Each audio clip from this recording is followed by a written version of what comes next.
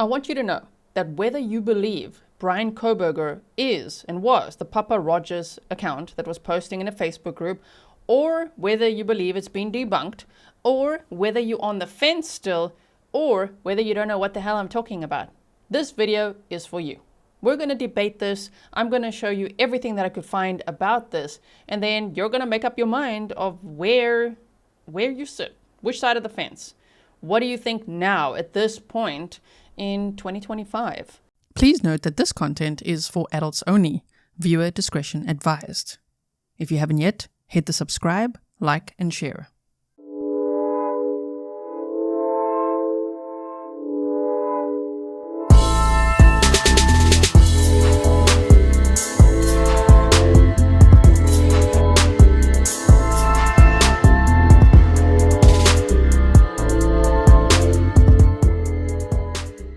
Okay, so let's look at what is this even about. So Pappa Rodger, right?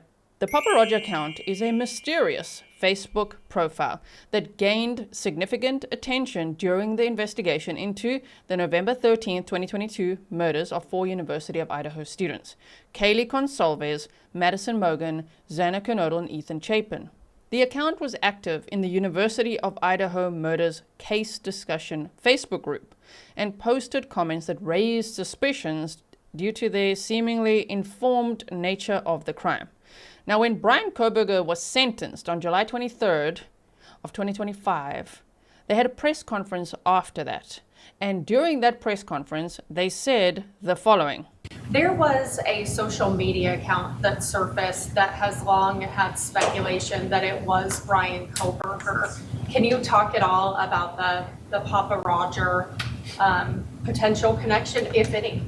Right. There was no connection. There wasn't at all. And we looked into every bit of it. We took a deep dive into it. We researched it. It wasn't him? It was not.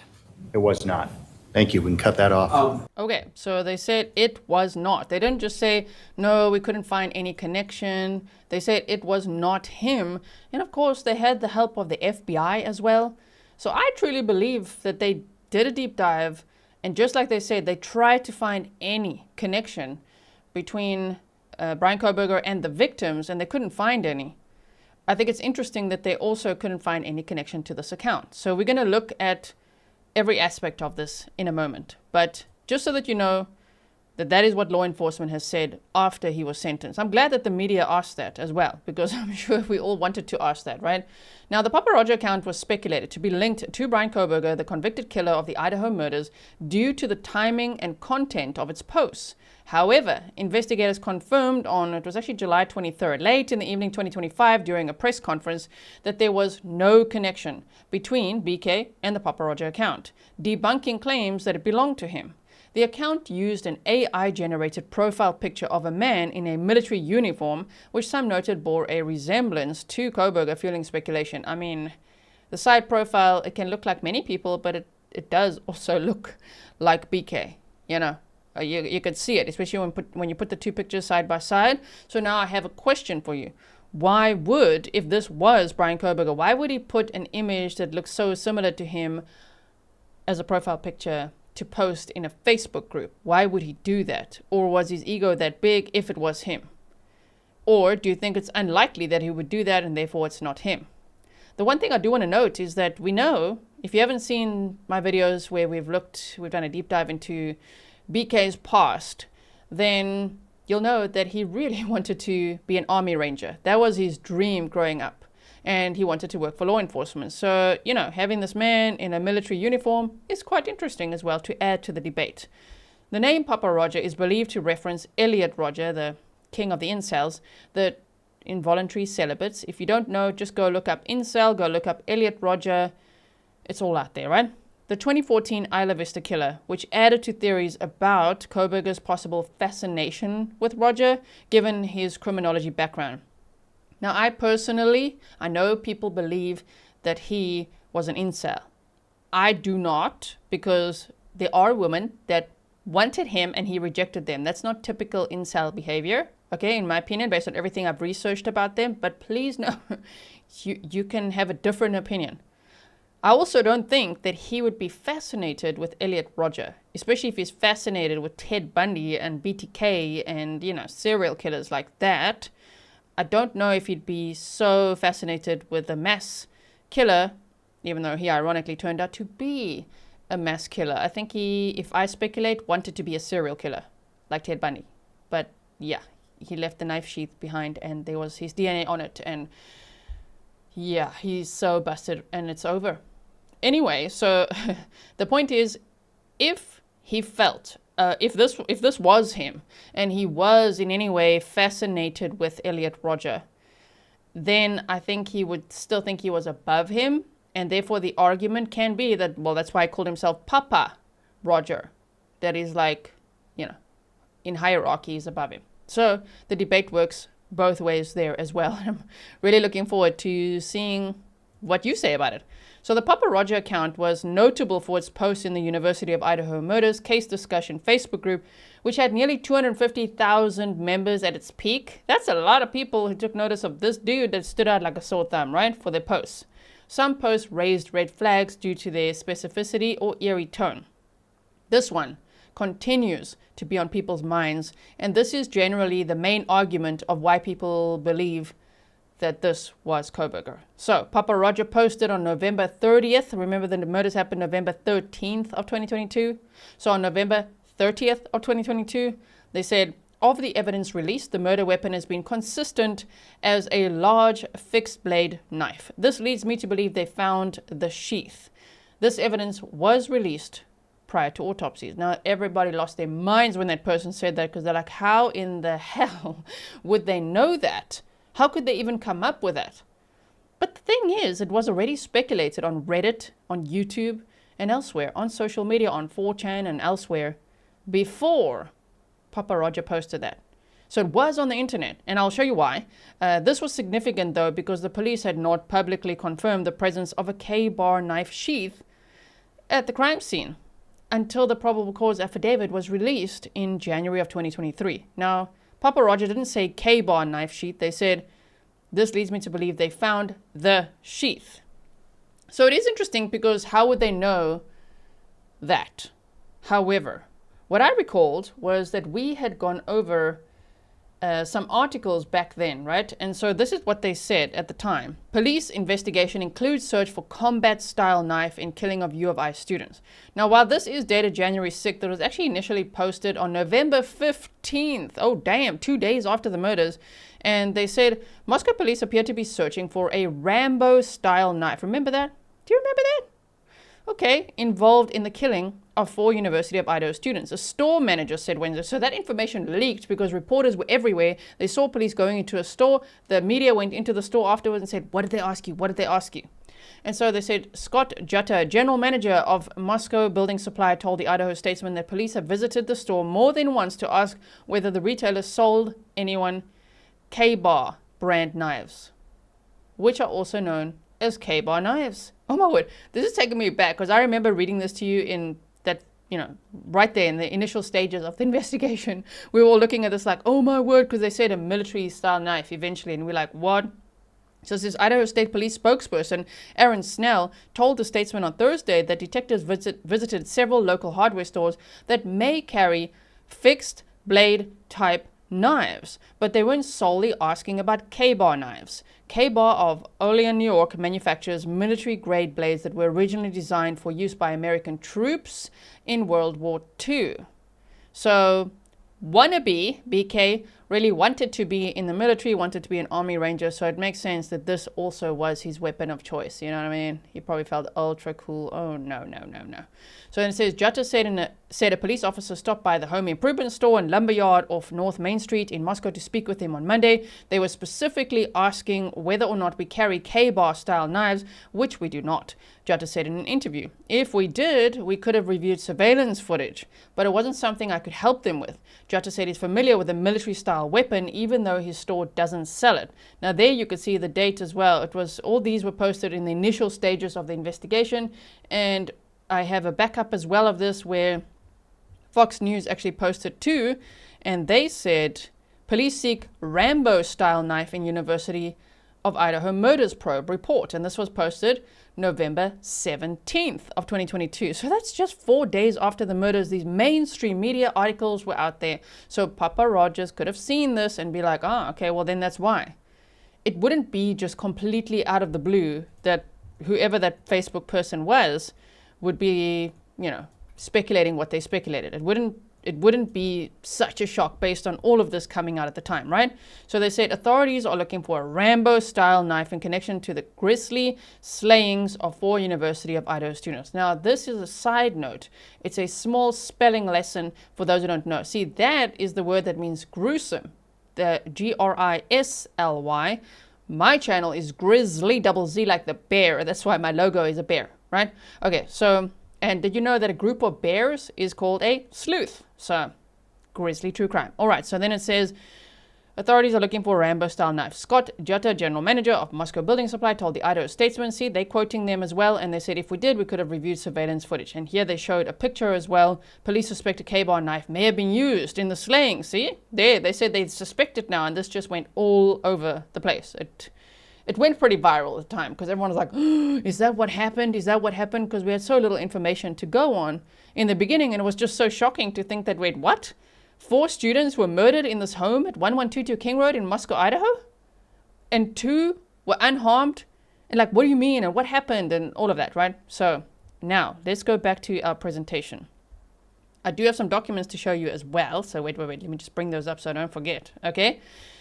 I'm actually going to show you right now because it's very important so that it also ties into what I am telling you about here. And then we'll go on with the Pappa Rodger account. So it says, this is from the 314 documents that were just released by the Moscow Police Department since Kohberger was sentenced, right?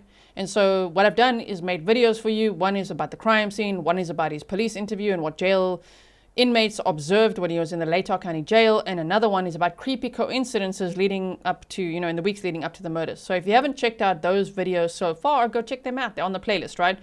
Now, this report is actually from, it says 11/14/2022, so the 14th of November. That's like the day after the murders, right? And already early here, it says, I'm just going to the highlighted part. The following day, on the 14th of November of 2022, I learned that a sheath was found inside the apartment. The sheath was tan in color and had a Marine Corps eagle, globe, and anchor EGA symbol on the sheath. The words USMC were located under the EGA and K-bar was above the EGA. I was tasked to follow up with businesses in town to see if that particular knife was sold there. See? And that's where the media followed them around. I was like, oh my word, what did they ask you for? I followed up with Tri-State Outfitters, Big 5 Sporting Goods, Moscow Building Supply, Spence Hardware, and Walmart. Each of the above stores does not sell a K-bar brand knife. While at Walmart, there's always a Walmart. Sorry, I was speaking with a staff member. The name listed on name tag, that's redacted, who was showing me the knives on display. She told me about 2 to 3 weeks ago, a white college-aged male asked for a black ski mask that would cover his face.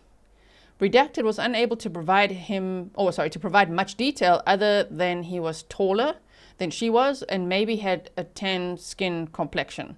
Redacted said she advised the male they didn't have any black ski masks and only camo. She said the male then walked away. Could that have been Bryan Kohberger? Yeah, it could have been. It could have also just been whoever because, winter, skiing, who knows? It could have been anyone, but still important information to provide. Now this one is very interesting. This document is supplement or sequence number 72, as you can see there, right? And this, you got to follow carefully now because there's 3 different people they refer to in this report, okay? This is from 12/13/2022, and it says, interview with BJ. On 12/2/2022, the FBI tip line received a call from K-bar employee MD. Reference a LM. M had been contacted earlier on 12/1/2022 by ISP detectives Boone and Barrett due to his name being provided by K-bar on a list of people who had placed orders from K-bar. D stated that a call taker, BJ from K-bar, received a strange phone call from M. So that's LM, the person who ordered the K-bar? Yeah, from M on the the 1st of December of 2022.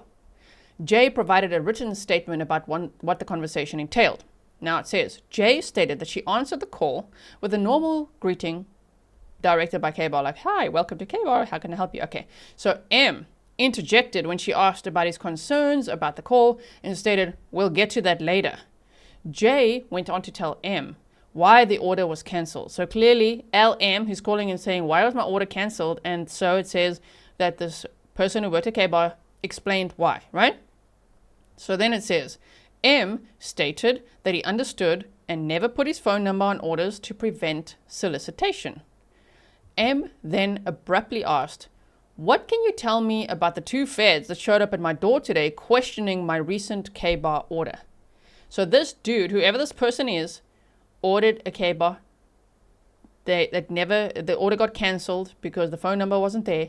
And so they're now asking the K-Bar workers, so why did feds show up? Because I didn't even put my phone number there, yet here they are on my doorstep asking me about my K-Bar order, right? And so, listen to this, it says, Jay stated she did not know what M was talking about as she had no knowledge of the investigation. M then stated something to the effect of, a K-Bar sheath was left at the scene. So this is another person. So it could be BK, who had knowledge of that clearly because, he was the killer. But then there's also Pappa Rodger. Then there's all the mainstream media posting things. And then there's also this person. My question is this Pappa Rodger? Or is it just many people that came up with the same idea, as we'd seen across many platforms on social media? So hyping up that Pappa Rodger knew about the knife sheath is really not a hype, because there were so many people that had speculated that. But this person said, a K-Bar sheath was left at the scene. Jay stated she did not know anything about the situation and asked M if he wanted to complete his order. M stated he was a collector and had enough for now. He also added he better hold off until things died down a little. M then ended his phone call. I spoke with Detectives Boone and Barrett on 12/2/22 and asked them if they mentioned the knife sheath. Both detectives stated they did not mention anything about the sheath and that the conversation with M was very routine. They did not record their conversation. I called Jay back on 12/13/2022 and asked her to tell me about the call with M. Jay reiterated the contents of her statement. However, she stated that M told her a K-Bar sheath was left at the scene and added that M told the investigation into M continues. Okay, and added M told investigation into M continues. Oh. So was LM Pappa Rodger? Or just some other person? And they were also very, very specific, way more specific than Pappa Rodger. LM saying, a K-Bar sheath was left at the scene. Pappa Rodger simply speculating that a sheath was left at the scene. Okay, so now let's continue on with our deep dive into these posts as well. I've redacted the people's names, even though it's public. You can find all these screenshots all over the internet, right? I've just redacted the people's names so we could focus on what Pappa Rodger said. So as you can see, the group is University of Idaho Murders Case Discussion. Also, thank you to Grizzly Cat for helping me to find many more of these than I had found. Teamwork is great, because then she found a lot, I found a lot, I put them all together in chronological order as best I could. Pappa Rodger, I've never met a good coroner who would make that determination prior to an autopsy. Lol, no. You've never been to a crime scene. Dude, a stab wound with a large wide knife is unmistakable and never mistaken as a GSW. Lol. Haha, okay. Pappa Rodger, not true. Once again, have you seen a wound from a hollow point? Stop. I'm done with amateur. And then Pappa Rodger said, why do you say that? And this person said, someone who is about ready to commit a premeditated murder, if you were sneaking into someone's house looking to kill them with a knife, would you have the knife in a sheath when you entered? I think the killer had it in his hand upon entering just in case he was confronted and forced to fight. And Pappa Rodger said, how did the killer hold the knife prior to entering the scene, in your opinion? And this person said, I would guess he carried it in his hand from wherever it is he came from. I mean, which is possible as well. Now, Pappa Rodger said they are looking for a very specific knife. And they said, curious, why are you debating the sheath so hard? And this person said, because who would carry a sheath? Right? Freaking dumbass. Anyway, who would carry a sheath? And Pappa Rodger said, who would carry a large exposed knife? And this person said, sheaths are meant for belts. And then they went on to say, how in the hell would I know that? I'm sorry that nobody's buying this sheath theory of yours, because Pappa Rodger was adamant about this sheath theory, as were others on other platforms. So then the person said, if we find out one day and I'm wrong, I will gladly eat crow. Okay, I'm so sorry, dude, but that dude would have to eat crow because they were wrong, because a knife sheath was left behind, right? Pappa Rodger said, do you carry a knife? And the person said, dude, give it a rest. You sound like a psycho. And the person said, remember, I made the original post and you have gone down this path. So you can see that Pappa Rodger says author because they made the original post and the debate went off, right? So this person said fixed blade means that it's not a folding knife. The way I'm guessing they could tell was by impressions or bruising around the stab wounds that showed the outline of a guard on the knife. Pappa Rodger said you wouldn't be able to tell that at the crime scene. But they did, by the way, tell that from the autopsies, that in fact those outlines were there. So that person is now more right than Pappa Rodger. So are they sus too, you know what I mean? No, I'm just asking a rhetorical question. But the point is, they said you wouldn't be able to tell that at the crime scene. Yeah, but at autopsies they would, and they did. Oh, that's a horrifying thought, because can you imagine?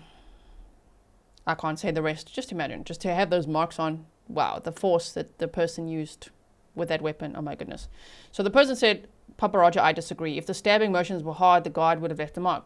True, and was the case. And then they said, who knows? Finding a left behind sheath seems like a stretch though. And Pappa Rodger said, why? They are very specific about the weapon, but very vague about every other detail. And this person said, Pappa Rodger, I think it's more likely that they did closer examinations on the wounds on the scene than you think. They can analyze the depth of the wound, the width, serrated edge would be a big clue. I'm sure they have access to a database that would show knives that match those dimensions. Plus, I've never seen a folding knife that has a serrated edge. On December 5th, 8th, and 21st of 2022, Pappa Rodger shared diagrams of the King Road house, claiming to show the locations of the victims' bodies. These diagrams were later found to be incorrect, as they placed Ethan Chapin in the living room, with court statements confirmed he was killed in Xana Kernodle's bedroom. Okay, so he said, Pappa Rodger, thoughts on this body placement? All right. And so first floor, there's the first floor, that's where BF was, right? And that was an unharmed roommate. And then it says second floor, Ethan living room, and Xana in her bedroom. There's the slider, and they said also access point. On one of these pictures, they said access point. And as we know, the killer entered through the sliding door. But we all speculated that in the beginning, right? It would be the easiest door to get through. Except, do you guys remember that there was this other account called Inside Looking that everybody also thought for a time was Bryan Kohberger, and that was debunked? They initially said they think that the killer, when they also made eerie posts just like this, right? And so informed posts, one doesn't have to call it eerie. It's someone who obviously likes true crime and criminology, and they're making the posts, right? But they said that they think the killer went through the kitchen window and then left out through the sliding door, and that turned out to not be so. They said the killer went through the sliding door and left through the sliding door. But anyway, as you can see on the picture there, Pappa Rodger put Kaylee and Maddie in Kaylee's room. And they said Deck had no access. But Kaylee and Maddie were actually found in Maddie's room. And when people pointed that out later to Pappa Rodger, based on statements that Kaylee's family had made to the media, Pappa Rodger became extremely combative and like, where's the proof? Prove it. What do you mean? Like, you don't have any proof of that. You don't know that. So they were very, very wrong about where all the victims were found in the house. So could it really be BK? I don't know. So then Pappa Rodger, this person said, Pappa Rodger, I would guess that he carried it in his hand from wherever it is he came from. A knife in a sheath could cause him problems. And Pappa Rodger said, which hand? And then the person said, I don't freaking know, lol. Why do you even ask that? And Pappa Rodger said, so a knife-wielding person walked from where and entered this house at what point with a large knife in hand? On the right-hand side, you can see that's dated December 8th, and it says, did the killer stop at 4 victims out of exhaustion, convenience, or lack of knowledge? And people found that quite eerie based on after Bryan Kohberger was arrested, finding his Reddit survey. And so on December 13th, Pappa Rodger posted, how did the killer leave the scene? Did they clean up at all? And so the DeSales University survey, that Kohberger did said, how did you leave the scene? Before leaving, is there anything else you did? But these are actually standard thoughts and questions, I would think, if you have an interest in criminology, in true crime. We all still wonder today, how in the hell are there no bloody footprints, a blood trail, all of that when BK left the scene? But anyway, I could see why, you know, at the time especially, people were like, holy crap. Like, this person speculated, they asked, what? Like, what else did you do? Did you clean up the scene? And sometimes it seemed to be before the police released information. But we must remember, it's not before the media did, or before YouTubers and Redditors and Facebookers and cyber sleuths already speculated it, right? So here they said on December 8th, Google Trends show the search history for the house by date. Lots of Thursday activity. What do we think? Oh my word. Do you guys remember when we did that? We were looking at each term for each victim and seeing how many times their names had been searched, had been Googled prior to the murders and after. And we also looked at the address and all of that. That's somewhere on the playlist if you do want to go and find that, right? It's actually kind of interesting sometimes to go way back and to go and see what we had discussed. Like initially, when we didn't have any clue who this killer was, we were saying, were they inspired by Ted Bundy? Were they a fantasy killer? And we said Ted Bundy because it's going to a house and killing a bunch of college students, right? Like Ted Bundy did. And so, wow, to see that in hindsight is very interesting. I also had criminal profiler John Kelly on, and man, just to look back at those conversations. There was one day when he was on, which I think was on December 28th of 2022. And I said, well, I really hope before the turn of the new year, we hear of an arrest. And as we know, we heard about that on December 30th. Whoa, that they made an arrest. There was this huge press conference. Oh my goodness. That was a cool moment. I like moments like that. Look, Mr. John Kelly, I hope to see you again before the turn of the new year, because hopefully there's an arrest. And then there was. Anyway, so it just takes me back, because we went through all of this as well. There was a lot of speculation, as there is in many cases, but this case was truly shocking, because like, how can a killer be on the loose who just so randomly entered into the home based on everything we knew? And the police were so tight-lipped, and then they asked about this white Elantra, and we were like, what? There's like a killer driving around in a white Elantra? Like, what do you mean? So anyway, December 8th on the right-hand side said, Pappa Rodger said, I feel like the white car isn't relevant.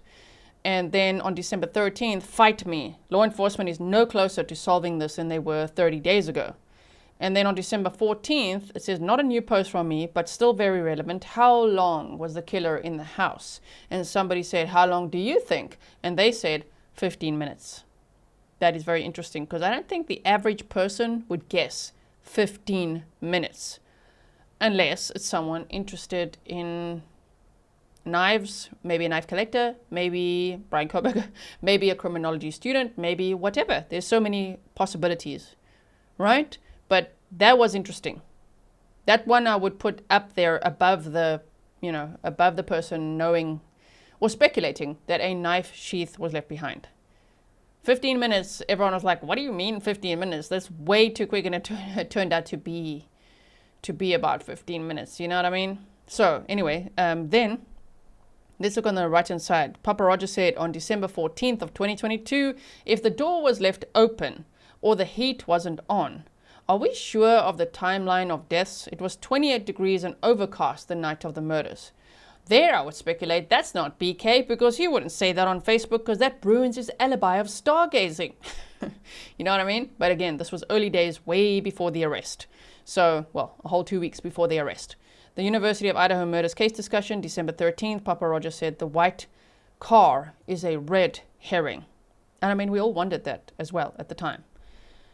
Okay, so 13th of December, this one was interesting too, where Pappa Rodger said, is the killer still in Moscow, Idaho right now? I mean, one could ask that question, but now in hindsight, we know that Kohberger was back at home. Well, not yet. That was actually not yet. Not yet. He left on December 15th.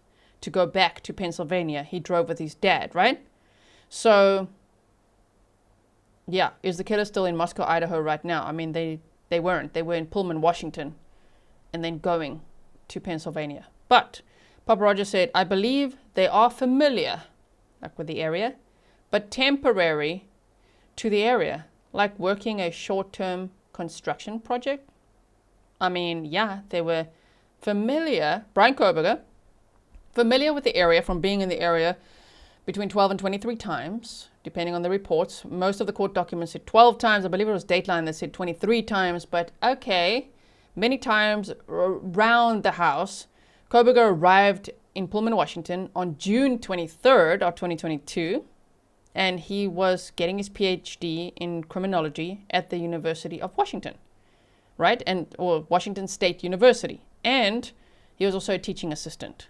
So it actually was kind of temporary or short term. It wasn't going to be that it's like someone who's local, who's lived there for a long time, who knows the area super well. So that is also quite spot on. Now, Pappa Rodger said on the 14th of December of 2022, how did the killer leave the scene? Clean up it all. We went over that. And then they said, I can't begin to have the mind of this killer, but it is so rare for someone to just kill for the thrill of just killing. We could debate that, because if that was Kohberger posting that, I think he would post something like that because he would want it to be so rare. And I think part of why, if I speculate Bryan Kohberger's motive, it could be picarism, which is it's linked to a sexual fantasy. You know, the stabbing could be sexual. Even though law enforcement says there was no sexual motive, picarism is interesting if you look into that, right? So that's one. But two, it could also be that he wanted to experience a new high, the high of all highs, as serial killers, like Ted Bundy described it. They said there's no better high. That's how, other psychopaths have described it, right? So to say that, could it be BK? Yes, because it wanted to be so rare. But could it just be someone posting on the internet, well, I can't begin to have the mind of this killer, but it is so rare for someone to just kill for the thrill of just killing. That is a logical, factual statement, because it is rare. It is so rare to just kill for the thrill of it, right? Okay, so Pappa Rodger said, so you concluded that she was the target based on the wounds. Now, this was about Kaylee. They said, could the knife be dull at that point, and that is why the tearing that was described? So, Kaylee Goncalves' family in a media interview at the time had described their injuries didn't match. That Kaylee had severe injuries, as we now know as well, to her face. Her face was completely disfigured. But they described stab wounds to her body as tearing. And so this person says, so you concluded that she was the target based on the wounds? Could the knife be dull at that point? That is interesting to debate. Could this be Bryan Kohberger? Why? Because we know that he bought a K-bar knife, sheath, and sharpener on Amazon. So, some people have said, would he take his sharpener with him that night? I don't know. I don't know if he's going to take his sharpener with him in that small amount of time to do all that, but this person obviously knows about knives, right? Anyway, let me know what you think. If you know a lot about knives, would you also speculate that as well? So they say, so you concluded that she was the target, because people are saying they think Kaylee's the target based on how much more severe the injuries were described by her family. Okay, so Pappa Rodger said, why do you think that he, being Ethan Chapin, put up the biggest fight? Where did you get that? And then said, you seem to stalk me, I kind of like it, to one of the posters. Now this one is interesting as well, because it could just be a question. So on one side of the fence, it could just be a question. Why do you think that he put up the biggest fight? Where did you get that? And that's similar to other posts of like, prove it, prove it. Why do you say that? How do you know they weren't in Kaylee's room? All of those posts that Pappa Rodger made. There's more posts. I'm just picking out ones. Otherwise we'll be here all day, right? And so on the other side of the fence, if this was Bryan Kohberger posting this and using a VPN and all sorts of things, who knows, even though I think the FBI would have really looked into all of that, including the VPNs, the layers, the fake accounts, whatever this person could have made. I think that if they say they really did a deep dive and it's not him, I believe them. But I do still think that these posts can be interesting, meaning we know that Ethan Chapin was like stabbed under the collarbone, in the jugular, and then the back of his legs, which I think were the hamstrings, were described by some as carved, described in these documents as like deep wounds into the back of his legs. So that seemed like quite a rapid stabbing all the most critical areas to disarm that victim, right? So saying, why do you think he put up the biggest fight? The facts that we have now is that, and it's horrible to talk about, the victims as well, like who put up the biggest fight. That's not what it's about. But Xana had 50 plus stab wounds. She fought like hell. She had so many defensive wounds on her hands, on her arms, also on her face, and just all over. She was stabbed more than 50 times. She put up one hell of a fight, as did Kaylee. Some previous reports said that Madison was intoxicated to a level that they think she couldn't fight back much. But Kaylee, her face was completely disfigured. She was stabbed more than 20 times. Her family said 34. And she also had asphyxial injuries as well as blunt force injuries. Like her dad said she was, her nose was broken, like she was boxed, right? Like hit in the face with something, and that a different weapon was used. So when law enforcement say they only know about the K-bar, okay, but in other interviews you do also talk about not knowing what caused the injuries on Kaylee's face, that it could be something else, right? Then the concept of, okay, a second weapon, where do you stand on that to set the record straight? We believe that there was one primary weapon. The same knife was used to kill all four. As has been reported, and I think the family has spoke to this, Kaylee was struck in the face, and we don't know what caused the marks that were left by it. It wasn't fatal, and we just don't know what caused that. And we've never located, obviously, the knife that we know did kill all four, and we don't know what was used to do that. Now, a fist can be a deadly weapon. Right. The injuries to the face, could that have simply been from a hand on her face? No. So you believe the injuries to her face came from something other than his fist? Yes, I think the fist could have been part of it, but it certainly appears something else struck her to cause the marks that we saw that is not consistent with a fist. What about marks near her mouth that came out? I believe they came out in public documents. Bound? Yep. Gagged? And those are what I'm referencing, and no, it doesn't appear, there was no evidence that she was bound or gagged. So could that be a trench knife? Could it be brass knuckles? Could it be, I know some people say it could be the handlebar of the K-bar. I don't know. Could it be a taser? Could it be, I don't know. But it's interesting either way, right? Okay, so to continue on. December 10th, okay, so that wasn't quite in order, but then they said 4 weeks in and no suspects. What is the motive? On December 12th, what do we think is the height and weight of the killer? December 20th, did the killer drive, walk, or some combination of both to the scene?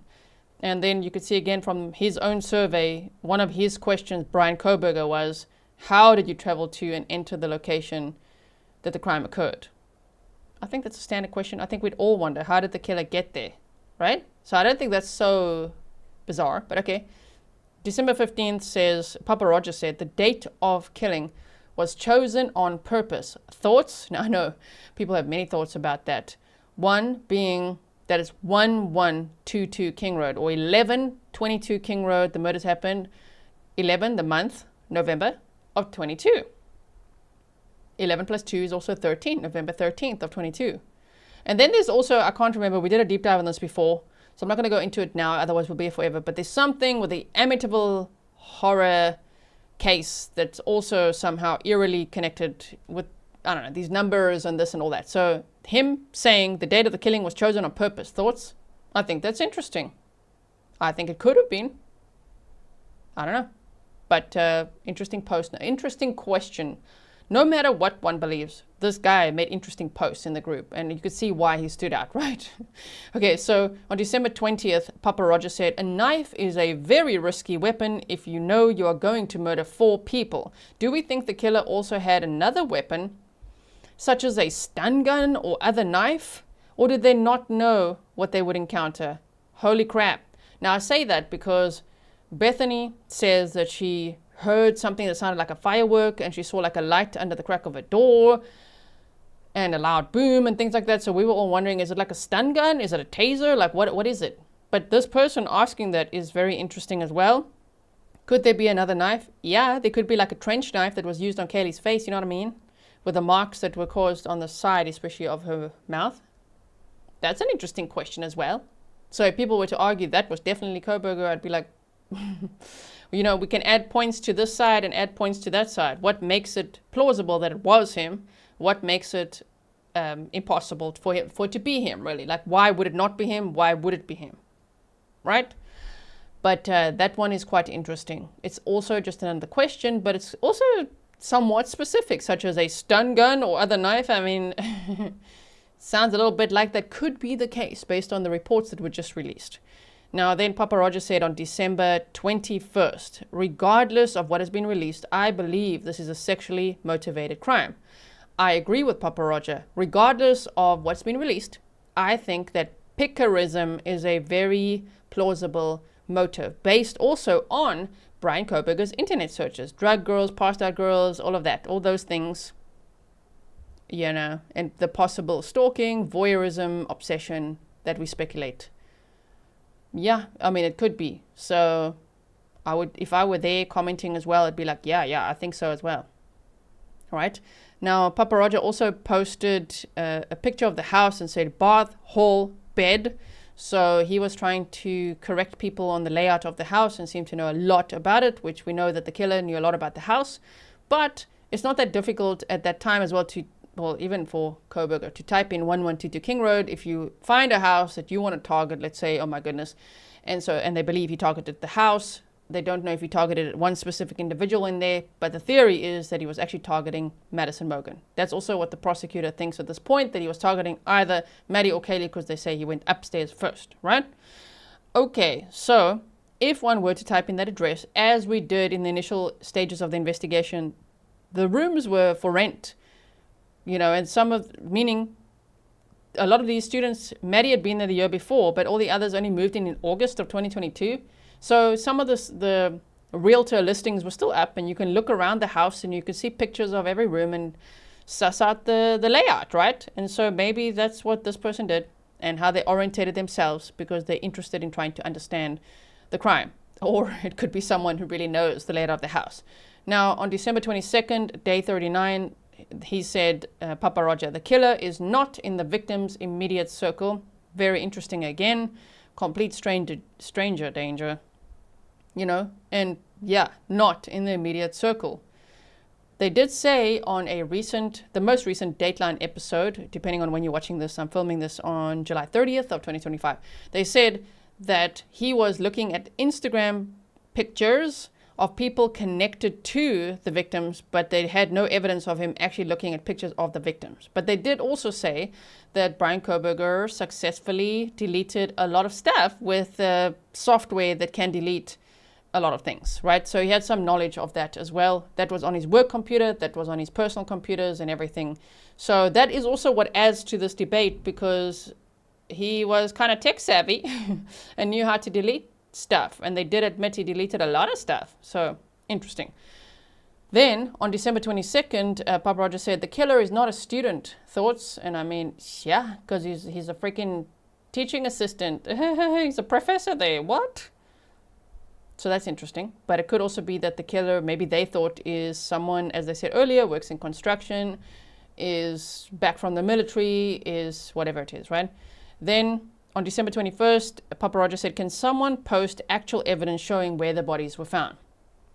On December 22nd, that one on the right is also the same. Okay, so the Pappa Rodger account stopped posting in the Facebook group around December 29th of 2022.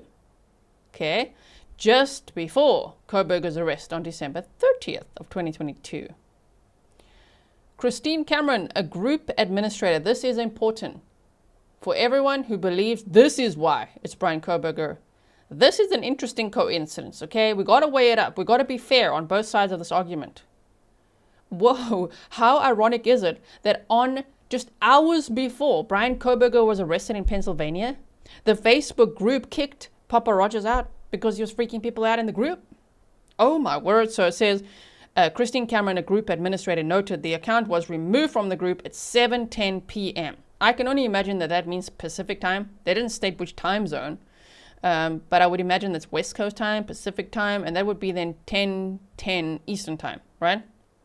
The evening before the arrest, after which it vanished entirely and was deleted, but apparently then also started their own group. So some people say it vanished, it was deleted. Some people say, no, they just got kicked out of the group and then they started their own group. Okay, so now there's a lot to debate over there, because I would say if an arrest was made and then the FBI decided, now we can look into that account, let's see if it was him, they would, like we saw them do with Kaylee's LinkedIn account. Remember when that was deleted and we were like, what the hell happened? The family's like, what the hell happened? Oh my goodness. Then later it came out, oh, yeah, the FBI was looking into all that. And they do that with social media accounts. You see changes. You might see even, you might see something get deleted or changed or all the posts wiped or whatever it is, or the account disappears entirely. So that could be law enforcement, like the FBI, being involved when he's arrested, because they knew they're going to arrest him that night.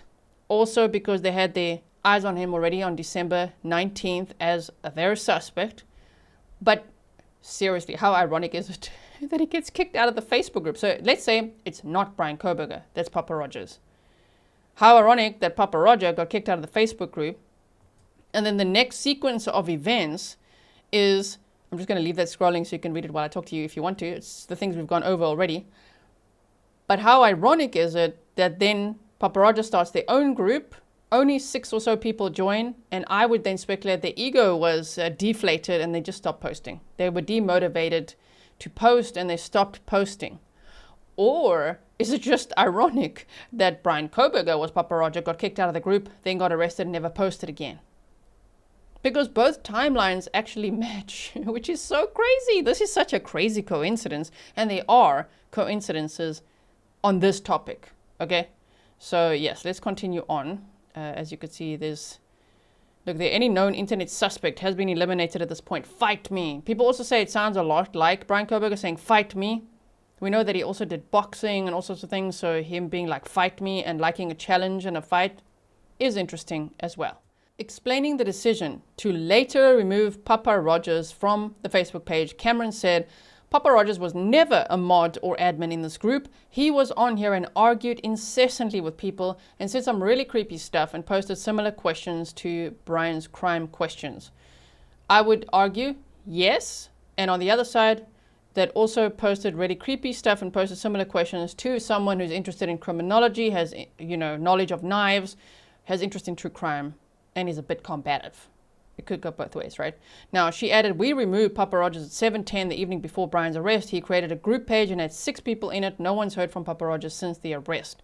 He made his own group, but only a handful of people joined. That was the group, the Idaho 4 case discussion group, apparently, right? However, then people said that another account was made later, meaning that the account was reactivated on Facebook or something and that they posted again at some point. I do want to put a disclaimer that in every case we see fake accounts being made.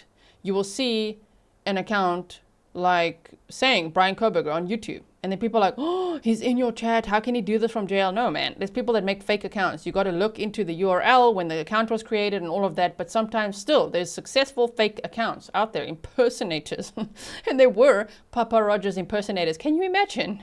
There were 2 accounts on the internet of Pappa Rodger. So, yeah, is it really the Pappa Rodger that posted again in 2023? Some say absolutely yes, and they've got all sorts of evidence, screenshots, long live streams, videos, TikToks, everything if you want to go down that rabbit hole. Others say no, like he disappeared forever after that, which is interesting. Now, let's speculate why. If not Kohberger, if Pappa Rodger's, the account is not Kohberger, why would the account stop posting then the day of his arrest? That's an important question that we can debate. Here's the first point. Maybe they were, well, firstly, no. They were kicked out of the Facebook group that they'd been posting on, ironically, hours before Bryan Kohberger's arrest. So they were kicked out of the main source of their debate, their thinking, their ego, all of that. They had no one else to argue with at that point or to pick their brains, right? So if not Kohberger, why would the account stop posting? 1, because they were kicked out of the group. 2, the account may have stopped due to harassment from group members or because moderators removed it for posting creepy content. So maybe realizing, oh man, all these people think I'm the killer. They think I'm creepy. And then they get completely demotivated. And number 3, this is a thought I've always had. Have you ever had this thought that this account, I know it's out there as well. It's not like an original thought, meaning I thought it, but I know it was also out there and I was relieved to see other people thinking it too. Now I'm asking you, did you think it at any time that this could have been an undercover cop, undercover law enforcement, making posts to bait the suspect on social media? Or to see what information could come out from interactions with their posts? Once arrested, there was no need to continue posting and therefore the account goes away? I think that's pretty plausible. I think it could be. And could Pappa Rodger, here's a big question. If this was an undercover law enforcement agent, whoa, could Pappa Rodger be the Dateline leaker? Imagine that plot twist. Oh my word. If you don't know about the Dateline leaks and all that, then you got to go look into that. It's on the playlist. Why? It's likely it was not Kohberger. Okay, this is this debate now. 1, law enforcement, including the FBI, did a thorough investigation into the account and said they found no connection to Kohberger and said it's not him. They may even know who it is and are not saying, like the document we read, who's LM? Is that Pappa Rodger? Or, I mean, we have to think of that possibility. Maybe they know exactly who it is and they're like, no, we did a deep dive, it's not him, but they don't want to be pushed for, okay, then who is it? Who is it? Because no one follows up with that question. Okay, then who is that account? If they say, we don't actually know, okay, well then it's back on the table that it could be Kohberger. But if they do know and they don't want to say, that's interesting. And why would they not want to say? To protect a private citizen? That's why. That person would want more heat on them, right? Okay, so number 2, why it's likely that it was not Kohberger is the account's inaccuracies. For example, wrong body locations and, lots of things. And the fact that others had speculated about a sheath before Pappa Rodger suggested it was not uniquely prescient, reducing the likelihood that it was BK. Like the knife sheath being left at the scene was speculated on Reddit and YouTube as early as November 15th of 2022. There's also speculation that exists that the account posted again, as I said, in 2023, saying, I'm angry that I can't even have a break without people talking smack about me, and then described a recent fishing trip. And some people said the original, not the fake, not the impersonator, the original Pappa Rodger account, the one we've been discussing, they found posts from before. I think they said it was like, I don't know how many years before. From before, posting about like some Midwestern school or something. And that their profile, as you maybe saw in the beginning, actually said they updated her profile picture. So some people say, well, this is a woman.